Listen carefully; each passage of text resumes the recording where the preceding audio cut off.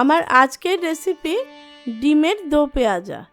এই ডিমের দো পেঁয়াজা খেতে যেমনই সুস্বাদু, বানাতেও ঠিক তেমনি সহজ।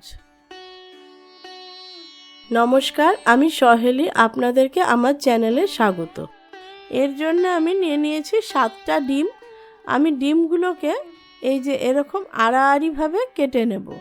বেশিরভাগ সময় আমরা কিন্তু ডিম লম্বা করে কেটে নিই, কিন্তু এই ক্ষেত্রে ডিমটাকে এরকম আড়াআড়িভাবে ছুরি দিয়ে কেটে নিচ্ছি।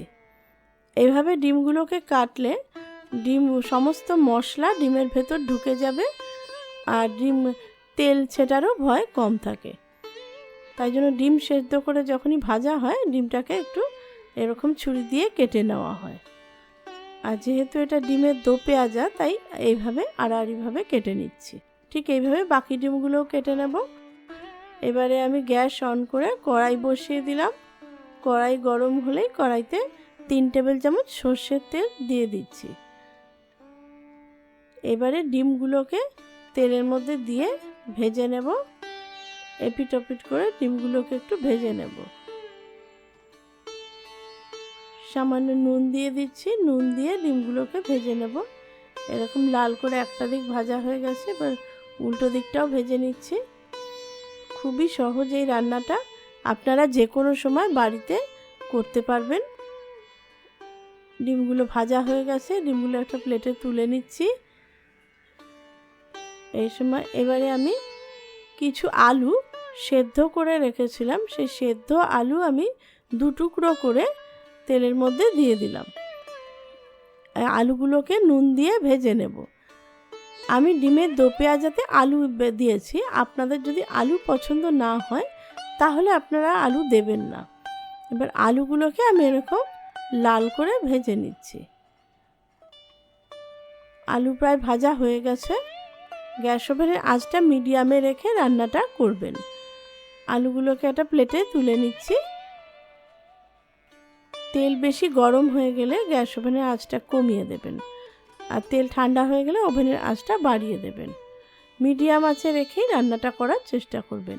এবারে আমি রান্নাটা শুরু করছি। আমি কিছু মশলা দিয়ে দিচ্ছি। 2টো তেজপাতা ছিঁড়ে দিয়ে দিলাম, 2টো দারচিনি, 4টে এলাচ, 3টে লবঙ্গ থেতো করে ফোড়ন দিয়ে দিচ্ছি, আর 2 চা চামচ গোটা জিরে ফোড়ন দিয়ে দিলাম। এবার ফোড়নটাকে 2 মিনিট এরকম নেড়ে চেড়ে নিচ্ছি। ফোড়ন দিয়ে একটা সুন্দর গন্ধ বেরিয়ে গেছে। এবার 2টো পেঁয়াজ আমি আগে থেকে কুচি করে রেখেছিলাম, সেই পেঁয়াজ কুচি দিয়ে দিলাম। পেঁয়াজটা হালকা বাদামি রং হওয়া অবধি ভাজতে থাকবো। এবারে পেঁয়াজ ভাজতে ভাজতে আমি নুন দিয়ে দিলাম। এবারে আমি আরও 2টো বড় পেঁয়াজ 4 টুকরো করে কেটে রেখেছিলাম, সেই পেঁয়াজের টুকরোগুলো দিয়ে দিলাম। যেহেতু এটা ডিমের দো পেঁয়াজা, তাই এখানে এরকম পেঁয়াজের টুকরো কিন্তু দিতে হবে। আপনাদের যদি ছোট পেঁয়াজ থাকে, খুব ছোট ছোট পেঁয়াজ, তাহলে আপনারা ছোট পেঁয়াজ 8টা দিয়ে দেবেন।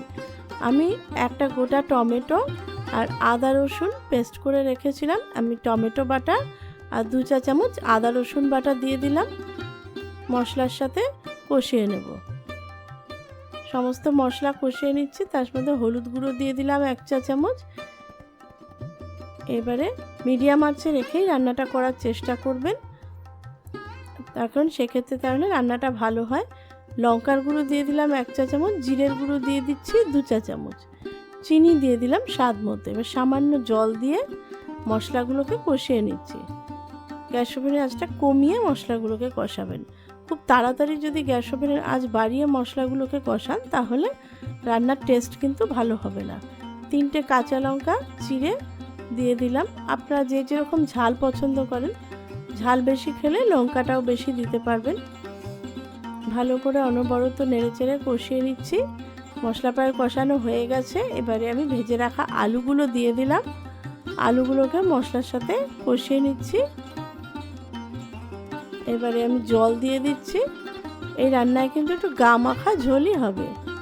এবার ভেজে রাখা ডিমগুলো দিয়ে দিচ্ছি। ডিমগুলো দিয়ে একটু নেড়ে চেড়ে নিলাম। গ্যাস ওভেনের আঁচটা বাড়িয়ে দিয়েছি। এবারে ঢাকা দিয়ে দেব। ঢাকা দিয়ে টকবক করে ফুটতে দেব।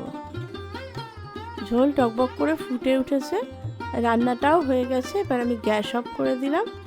আমি গরম মশলার গুঁড়ো দিয়ে দিচ্ছি 2 চা চামচ। এবারে গরম মশলাটাকে ভালো করে নেড়েচেড়ে মিশিয়ে নিচ্ছি রান্নার সাথে।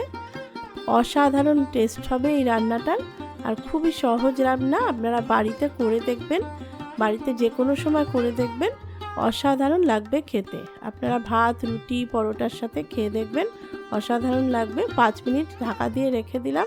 5 মিনিট পর আমি একটা গরম গরম ডিমের দো পেঁয়াজা একটা প্লেটে সার্ভ করেছি। আর আমার এই রেসিপিটি কেমন লাগলো আপনারা অবশ্যই জানাবেন।